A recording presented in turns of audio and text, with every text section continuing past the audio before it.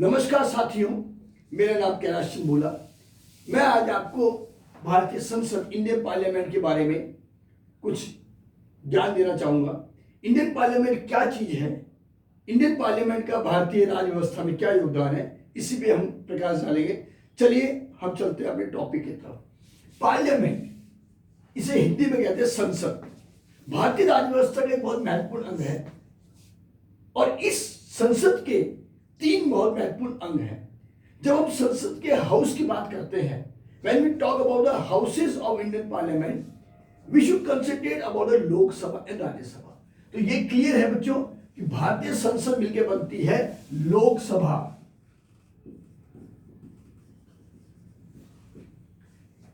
दूसरा जो इसका महत्वपूर्ण हाउस है वो है राज्यसभा।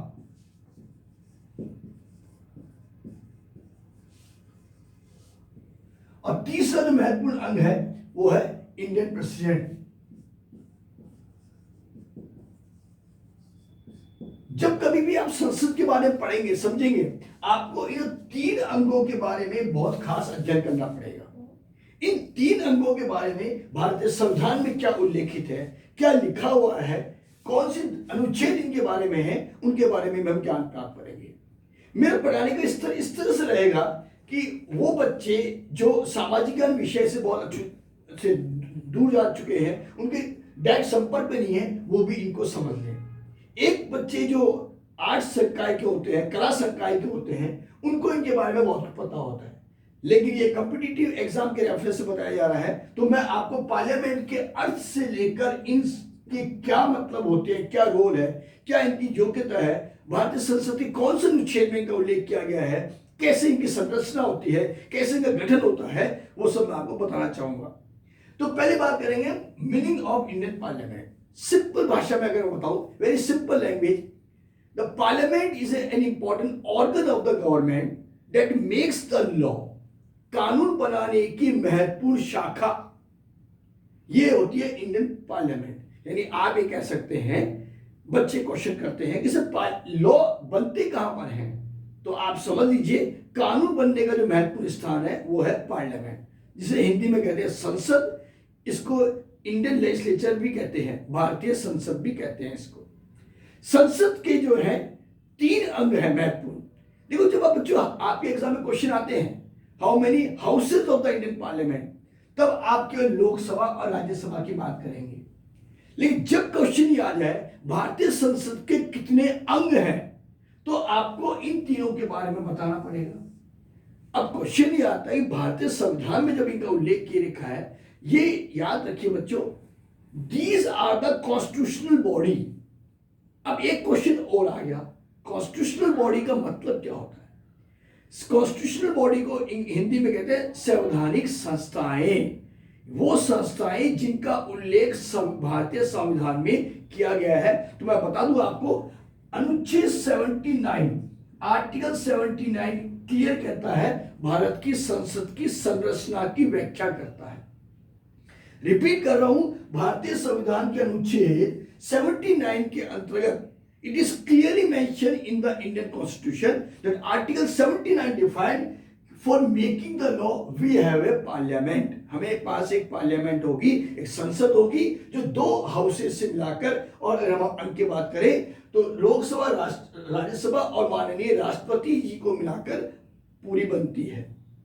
यानी संसद कैसे काम करती है, क्या काम करती है, ये सबने सुना होगा।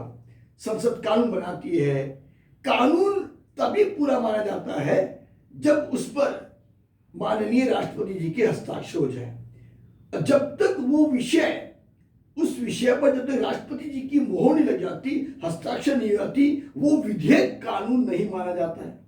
तो ये भी याद रखें कि मैं कानून शब्द का प्रयोग ना करूं आपके सामने, मैं विधेयक शब्द का प्रयोग करूं, मैं बिल शब्द का प्रयोग करूं। बिल के हस्ताक्षर के बाद ही, बिल पर राष्ट्रपति जी के हस्ताक्षर के बाद ही और दोनों हाउसेज में पास होने के बाद ही वो बिल जो है, विधेयक जो है, वो कानून बन पाता है। तो मैंने बताया भारतीय संविधान के अनुच्छेद 79 के अंतर्गत भारतीय संसद की संरचना की व्याख्या की गई है। अनुच्छेद 80 जो है, 80, ये बात करता है लोकसभा के बारे में। लोकसभा की महत्वपूर्ण है। Indian government is democratic government and Lok Sabha represent the democracy.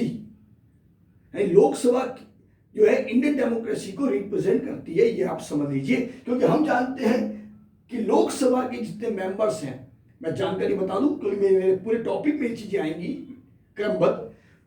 543 member इस समय लोकसभा के हैं, इस समय है, ये अधिकतम नहीं है, ये अभी है।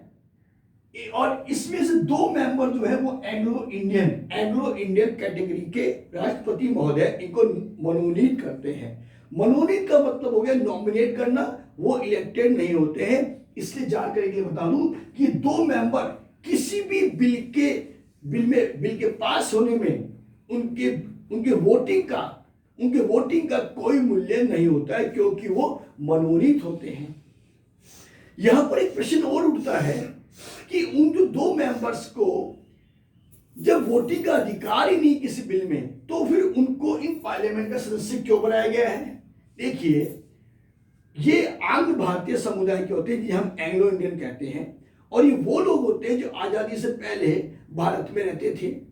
इंडिया आजाद हो गया, भारत हमारा देश आजाद हो गया, उसके बाद इन समुदाय कुछ लोग हिंदुस्तान में रह गए। उनके प्रतिनिधित्व के लिए भारतीय संविधान में 2 सदस्यों को इनके समुदाय से मतलब नॉमिनेट किया गया है, इनको स्थान दिया गया है।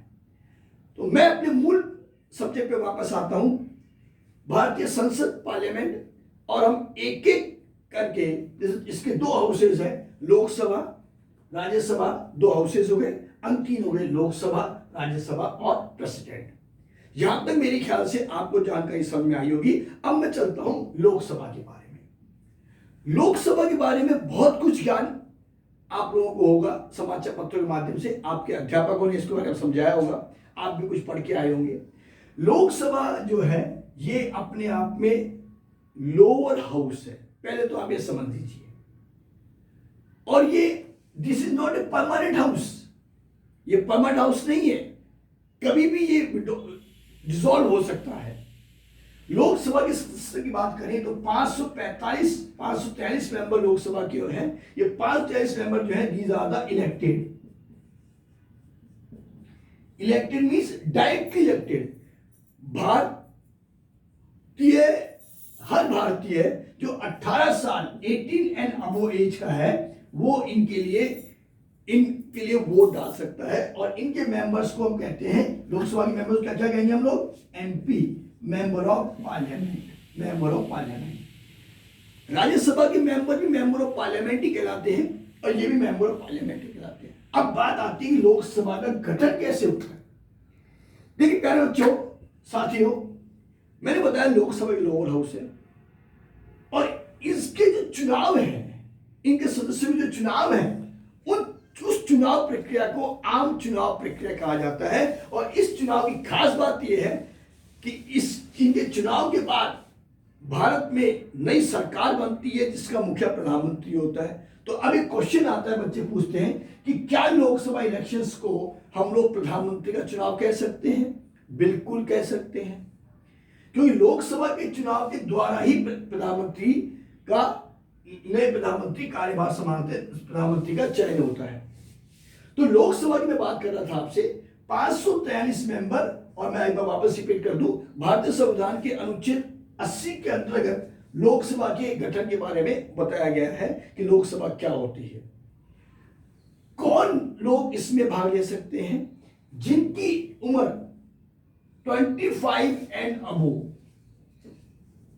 जो लोग 25 साल और उससे ज्यादा उम्र के हैं, वो लोकसभा चुनाव में भाग ले सकते हैं। वो भारतीय नागरिक होने चाहिए, मेंटली स्वस्थ होने चाहिए, कोई क्रिमिनल केसेस नहीं होना चाहिए, वो इंडिपेंडेंट भी हो सकते हैं और किसी पार्टी से संबंधित भी हो सकते हैं।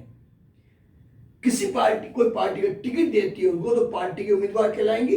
अगर वो खुद स्वयं लड़ना चाहते हैं, क्योंकि आप जानते हैं जी, भारत एक लोकतांत्रिक देश है। India is a democratic country, and in a democratic country every common person have right to become part of the Indian parliament as a MP.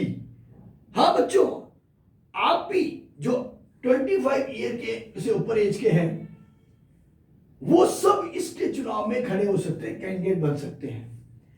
भारतीय राज्य व्यवस्था इतनी बढ़िया है कि इसमें हर आदमी लोकसभा में अपना रोल प्ले करता है। अब आप कहेंगे सर अभी तो आपने बताया 25 साल की उम्र के आदमी चुनाव लड़ सकते हैं, मैं एक वोटर हूं 18 साल का। ऐसे क्वेश्चन RSIS में आते हैं, what is the contribution of the common person in the Lok Sabha? Is it true that to become a voter I can participate in the Lok Sabha? Yes. आप भी तो इन नेताओं को, इन MPs को चुनने में अपनी भागीदारी निभा रहे हैं। आप छोटे लोग नहीं हैं, आप बहुत महान हैं। वोटर इंडिया का बहुत बड़ी ताकत है। चुनाव के दौरान आप देखते हैं सभी राजनीतिक दलों के नेता वोटरों को लुभावने में लगते हैं। तो आप वोटर, आम आदमी वोटर ये ना समझें कि लोकसभा में तो नेताजी होते हैं, MPs होते हैं, मेरा क्या रोल हुआ? नहीं, your role is a valuable role. Your contribution is valuable contribution. Don't forget it. तो मैं बात कर रहा था कौन लोग इंडियन सिटीजन तो होना ही चाहिए, सब जानते हैं जी। 25 एंड अबव एज होनी चाहिए, किसी गवर्नमेंट जॉब में नहीं होनी चाहिए।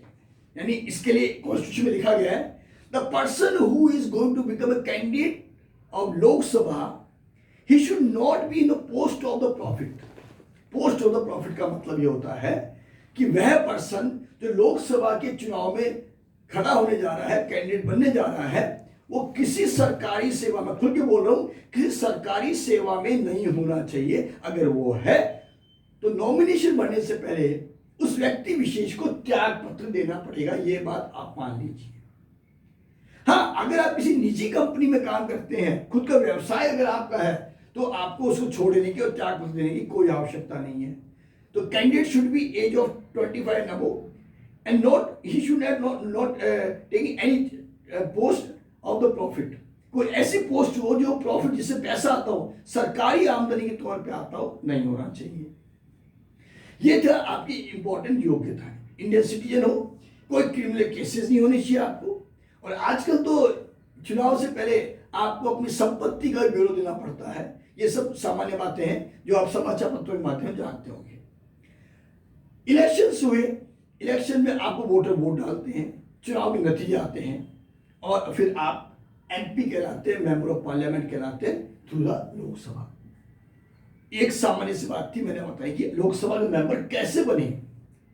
फिर मैंने बात बोली थी, Lok Sabha is a lower house and this is not a permanent house. Permanent house का मतलब क्या है, लोअर हाउस का मतलब क्या है, यह सबसे महत्वपूर्ण बात है। लोअर हाउस का मतलब ये होता है कि Lok Sabha can be dissolve, Lok Sabha को कभी भी भंग किया जा सकता है।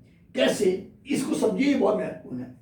लोकसभा की मेंबर होते हैं 543, हमने लिखा है यहां पर 540 divided by 2, 271.5 equals to 272 members. ये आंकड़ा आप अच्छी तरह याद कर ले। You all should be remember 272।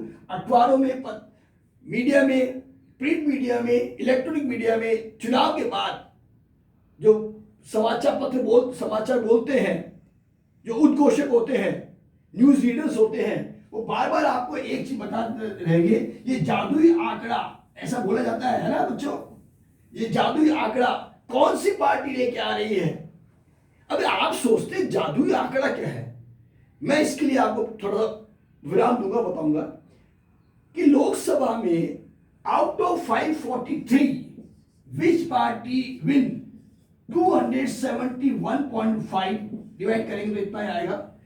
तो 270 हम इसको राउंड में लेते हैं तो 272 मेंबर्स जिस पार्टी के या जिस कॉलिशन के या जिस गठबंधन के आ गए हैं, उस पार्टी को, उस गठबंधन को माननीय राष्ट्रपति महोदय सरकार बनाने के लिए आमंत्रित करते हैं। अब यहां पर एक जानकारी और आ गई आपके लिए, क्या कि भारतीय राज्य व्यवस्था में जो प्रधानमंत्री है, जो केंद्रीय सरकार है, उस सरकार का गठन भी लोकसभा पर ही निर्भर करता है। यानी आप सोचिए लोकसभा कितना महत्वपूर्ण सदन है, वाकई बहुत महत्वपूर्ण सदन है, और ये डेमोक्रेसी को रिप्रेजेंट करता है। This is called direct house. आम आदमी की पहुंच डायरेक्ट लोकसभा तक हो सकती है क्योंकि वो वोटर है। आम आदमी से मेरा मतलब 18 एंड अबोव। आप कह सकते हैं कि फला फला एमपी हमारे क्षेत्र के हैं, इनको मैंने वोट दिया, इनकी विजय में मेरे वोट का भी महत्वपूर्ण योगदान है। तो बात मैं कर रहा था आपसे बहुमत, इसे हम कहते हैं मेजोरिटी। तो 272 member after the election which party or alliance win that party is entitled and called by the Indian president to make and form the government. ये बात आप याद रखिए। तो ये आज के बाद आपके दिमाग में क्लियर हो जाना चाहिए कि भारत में प्रधानमंत्री का चुनाव, नई सरकार का गठन लोकसभा पर निर्भर करता है। राज्यसभा के बारे में मैं अभी आपके सामने कुछ नहीं बोला हूं। राज्यसभा को अभी आप थोड़े मिनट के लिए दूसरी तरफ रख दीजिए कि राज्यसभा की स्टडी हम बाद में करेंगे। तो आज के बारे में 272 मेंबर्स ये लोकसभा में होने आवश्यक है। इतने सदस्य होने के बाद जिस पार्टी की मेजोरिटी होती है, और हमें दिख रहा है कि अगर एक्स पार्टी या एक्स गठबंधन 272 सीट्स लेके आई है तो राष्ट्रपति महोदय उन्हें सरकार बनाने के लिए आमंत्रित करते हैं। लेकिन इन केस सरकार के बनने के बाद, यानी ये 272 मेंबर्स उस पार्टी नेता जिसे उस पार्टी ने चुना है, अगले 5 साल तक ये मेंबर उस नेता के साथ, जिसे हम भारत के होने वाले प्रधानमंत्री कहेंगे, हमेशा उनके साथ होने चाहिए। याद रहे बच्चों, अपोजिशन विपक्ष की बहुत तीखी नजर होती है जब इतनी सीट्स मिलती है, क्योंकि एक सीट भी कम हो जाने पर अपोजिशन माननीय स्पीकर महोदय, ये सब बातें मैं आपको बताने वाला था क्योंकि अभी टॉपिक चल रहा है, ये बहुत लंबा टॉपिक है। माननीय स्पीकर महोदय से विपक्ष मांग करता है कि सरकार के मुखिया प्रधानमंत्री जी को कहा जाए कि वो अपना बहुमत सिद्ध करे। अभी आप कहेंगे सर बहुमत तो चुनाव हुआ ही है, बहुमत आ गया, लेकिन मैंने आपको क्या बताया, उस कुर्सी जिसे प्रधानमंत्री की कुर्सी कहा जाता है, विपक्ष की हमेशा तीखी नजर होती है कि कब सरकार अल्पमत में आई, माइनॉरिटीज में आई, और हमने सरकार से इस्तीफे की मांग करी, माननीय प्रधानमंत्री जी से इस्तीफे की मांग करी।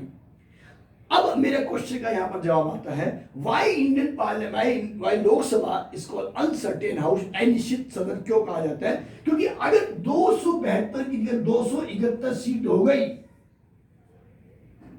तो माननीय प्रधानमंत्री जी और उनकी सरकार को कार्यभार संभालने का अधिकार नहीं है। विपक्ष तुरंत उनके इस्तीफे की मांग माननीय राष्ट्रपति महोदय से करता है कि राष्ट्रपति महोदय संसद का विशेष सत्र बुलाए और सरकार को बहुमत सिद्ध करने के लिए बोले। अगर सरकार, existing government is not able to prove the majority, it means that government should be resign. क्योंकि बहुमत नहीं है, विश्वास नहीं है।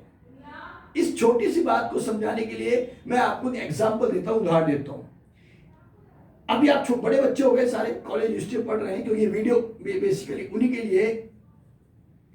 सपोज कीजिए आप स्कूल की विद्यार्थी हैं और आपकी क्लास में आपके अध्यापक ने कहा चलिए भाई हम लोग मॉनिटर बनाएंगे क्लास में, और मॉनिटर के लिए हम लोग जो है इलेक्शन व्यवस्था को लागू करेंगे। क्लास में बच्चे मान लीजिए 60 बच्चे हैं।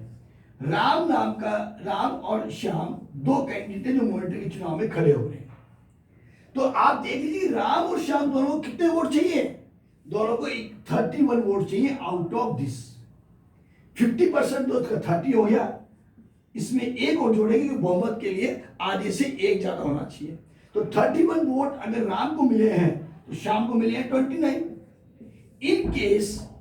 इन केस अगर राम के पास 31 है लेकिन श्याम ने अपनी तरफ खींच लिए तो यहां पर 31 कम हो जाएंगे। तो उस कंडीशन में श्याम जो है क्लास टीचर को बोलेगा कि सर मैडम राम को बोलिए इस्तीफा दे। यानी आपको जो मैं समझाना चाहता हूं आप समझ लीजिए कि प्रधानमंत्री अपने पद पर तब तक कार्य कर सकते हैं चुनाव के उपरांत जब तक कि वो मेजोरिटी में हो। इसे प्रधानमंत्री का एक परम कर्तव्य भी है। और ध्यान रखने वाली बात है कि वो संसद में, अब जब हम संसद की बात करेंगे तो फिर आप क्वेश्चन पकड़ लोगे, सब संसद मतलब लोकसभा बोल रहे हैं राज्यसभा बोल रहे हैं आप? नहीं बच्चों, दोस्तों, मैं अभी केवल लोकसभा की बात कर रहा हूं। तो यहां पर लोकसभा में प्रधानमंत्री जी का, सरकार का हमेशा बहुमत रहना चाहिए। मेरे ख्याल से यहां तक आप सबको समझ में आ चुका होगा। अभी मैंने आपको न्यायतंत्र की शक्तियां बताई हैं, अभी बहुत कुछ है इसके बारे में, मैंने केवल ये आपको लोकसभा की एक सिंपल संरचना कैसे होती है उसके बारे में बताया आर्टिकल 80 के तहत। जो मेन चीज है वो मैंने आपको यहाँ पर समझाई है। सरकार अगर अल्पमत में आती है तो सरकार को तुरंत इस्तीफा देना पड़ सकता है, इसलिए इसको हम अनसर्टेन हाउस कहते हैं। और लोकसभा की कुछ महत्वपूर्ण बातें, this is called first house, इसको फर्स्ट हाउस भी कहते हैं। मैं थोड़ा सा ढंग से लिख दूं इसको, फर्स्ट हाउस। लोकसभा की कुछ महत्वपूर्ण बातें आप सब नोट कर सकते हैं कि लोकसभा क्या है। लोकसभा फर्स्ट हाउस है, इसे हम प्रथम हाउस पे कहते हैं। This is called democratic house, जैसे फर्स्ट पॉइंट हो गया इसका फर्स्ट हाउस। ये सब बातें बुक्स में है क्योंकि समझना इंपॉर्टेंट है। First house, this is called diet house, this is called democratic house. तो डेमोक्रेटिक हाउस तो हो गया ना, जब लोकसभा के मेंबर जो है 543 मेंबर्स, ये डायरेक्टली इलेक्टेड होते हैं। एक बात आपको और बता दूं कि 543 मेंबर्स जो है लोकसभा की, ये आज की गणना है। ध्यान दें, लोकसभा में आज के नियमों के अनुसार मैक्सिमम मेंबर हो सकते हैं 5, मैं यहां लिखता हूं आपके लिए, 552 मैक्सिमम मेंबर्स हो सकते हैं लोकसभा के आज की तारीख में। जब मैं पढ़ा रहा हूं आपको, यहां तक लोकसभा के मेंबर 552 ही होंगे मैक्सिमम। इस कंडीशन में 550 मेंबर डायरेक्ट इलेक्टेड और 2 मेंबर आम भारतीयों में, जैसा कि हमने आपको यहां पर समझाया था। बात समझ आ गई होगी। फर्स्ट हाउस है, डायरेक्ट हाउस है, डेमोक्रेटिक हाउस है। Lok Sabha is more powerful in a financial matter. Bharat की अर्थव्यवस्था, भारत की आर्थिक नीतियों का निर्धारण, जिसमें बजट एक महत्वपूर्ण विषय है, ऐसे महत्वपूर्ण विषयों का जो कार्यक्रम है, जो क्रियाकलाप है, नियम बनने वाली बातें हैं, वो सारी लोकसभा में ही होती हैं। कभी आप अखबार में पढ़ते होंगे, सुनते होंगे बजट भाषण। बजट बहुत इंपॉर्टेंट चीज होती है और बजट के साथ साथ ऑल फाइनेंशियल बिल, आर्थिक बिल जिसे कहते हैं, वो सब लोकसभा में ही पेश किए जाते हैं। भाई सरकार जहां पर होगी वहीं पेश किया जाएगा। राज्यसभा के बारे में मैं बताता हूं अभी आपको, क्यों यहाँ पर राज्यसभा को उल्लेख करना जरूरी है। राज्यसभा जो है उस कंडीशन में राज्यसभा के पास कोई विशेष शक्तियां इसमें नहीं होती हैं। राज्यसभा के अंतर्गत ये आप ध्यान रखिए कि राज्यसभा यहाँ पर जो है 14 दिन के लिए वित्तीय विधेयक को अपने पास रख सकती है, संशोधन का सुझाव दे सकती है। वही लोकसभा पर निर्भर करता है कि वो सुझाव को माने या ना माने। तो लोकसभा के बारे में ये कुछ महत्वपूर्ण जानकारियां थी, बहुत डिटेल चीजें लोकसभा। एक चीज बता दूंगा आपको मैं, लोकसभा के जो मुखिया हैं, जिन्हें हम स्पीकर कहते हैं, उन स्पीकर का चुनाव भी लोकसभा सदस्यों के द्वारा ही किया जाता है। उनके कार्यकाल की अवधि भी 5 साल होती है। और याद रखिए, उनका काम लोकसभा में अनुशासन बनाने के साथ साथ ये भी एक काम है कि कोई विधेयक, ये बहुत इंपॉर्टेंट क्वेश्चन है, कोई विधेयक वित्त विधेयक है या नहीं है। सुनिए, a bill is a financial bill or not, only speaker is a person who will justify. और स्पीकर मुख्यतया सरकार के पक्ष की तरफ से ही होता है, लेकिन वो काम जो करता है वो निष्पक्ष रूप से करता है। इसलिए क्यों ऐसा क्यों होता है, सुनिए, वित्त विधेयक पर अगर कोई या बजट पर कोई कार्रवाई होने की कंडीशन होती है तो याद रखिए, अविश्वास प्रस्ताव के साथ साथ बजट ऐसा विषय है, वित्त विधेयक ऐसा विषय है, अगर उस विषय पर सरकार को बिल पास कराने के लिए प्रॉपर बहुमत नहीं मिला तो सरकार को इस्तीफा देना पड़ सकता है। इससे बजट जैसी बातें अति महत्वपूर्ण होती हैं, वित्त विधेयक अति महत्वपूर्ण होते हैं। तो मेरे ख्याल से बच्चों अभी आज के लिए इतना ही काफी है, क्योंकि अभी हम लोकसभा के स्पीकर महोदय, उनकी कार्यप्रणाली, कौन कौन से विधेयक होते हैं, मैं थोड़ा बता दूं आपको इस लेक्चर को खत्म करने से पहले। विधेयक 2 तरह के होते हैं, इंग्लिश में बिल कहते हैं। There are 2 types of bill, financial और non financial bill. Financial bill केवल और केवल लोकसभा में ही रखे जाएंगे। नॉन फाइनेंशियल बिल लोकसभा और राज्यसभा दोनों में रखे जा सकते हैं। इनके पास होने की क्या प्रक्रिया है उसको हम कल की क्लास में पढ़ेंगे। आज के लिए इतना ही काफी है बच्चों। मेरे ख्याल से आपको मेरा पढ़ाया हुआ समझ में आया होगा। धन्यवाद। जय हिंद।